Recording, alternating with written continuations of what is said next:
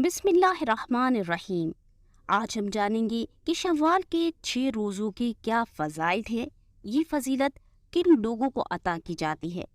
کیا ان روزوں کا عید کے دوسرے دن سے ہی رکھنا ضروری ہے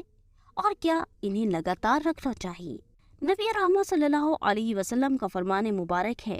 کہ جس نے رمضان کے روزے رکھے پھر ان کے بعد 6 دن شوال میں رکھے تو اس نے پورے سال کا روزہ رکھا۔ اور طبرانی اوسط میں حضرت عبداللہ بن عمر رضی اللہ عنہما سے مروی ہے کہ رسول اللہ صلی اللہ علیہ وسلم فرماتے ہیں کہ جس نے رمضان کے روزے رکھے پھر اس کے بعد 6 دن شوال میں رکھے تو گناہوں سے ایسا نکل گیا جیسے آج ماں کے پیٹ سے پیدا ہوا ہے۔ لیکن یہ فضیلت و ثواب انہی روزے داروں کے لیے ہے جن کے روزے بارگاہ الہی میں مقبول ہوں۔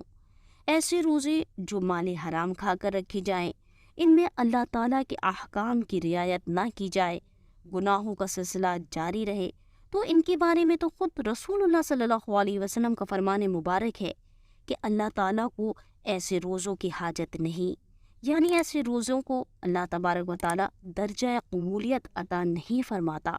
اس لیے ہمیں چاہیے کہ ان 6 روزوں کے رکھنے سے پہلے اپنے سابقہ رمضان کے روزوں کے بارے میں اللہ تعالیٰ سے اخلاص کے ساتھ توبہ کریں کہ اے اللہ، اگر ان روزوں کے رکھنے میں مجھ سے جان بوجھ کر یا غلطی سے کوئی کمی کوتاہی یا خطا سرزد ہو گئی تو مجھے معاف فرما اور انہیں اپنی بارگاہ میں قبول فرما لے۔ پھر یہ 6 روزے انتہائی تقوی و پرہیزگاری اور احتیاط کے ساتھ شریعت کے تقاضوں کے مطابق رکھیں۔ یوں ہی وہ لوگ جو یہ گمان کرتے ہیں کہ یہ 6 روزے اسی وقت قبول ہوں گے جب آپ عید کے دوسرے دن سے رکھنا شروع کریں، تو یاد رکھیں کہ شریعت نے ہم سے ایسا کوئی مطالبہ نہیں فرمایا، بلکہ اس میں اختیار دیا ہے چاہے دوسرے دن سے رکھ لیں یا کچھ دن بعد سے۔ یوں ہی ان روزوں کو لگاتار رکھنا بھی ضروری نہیں، بلکہ ایک روزہ رکھ کر ایک یا کچھ دنوں کے گیپ کے بعد دوسرا رکھ لیں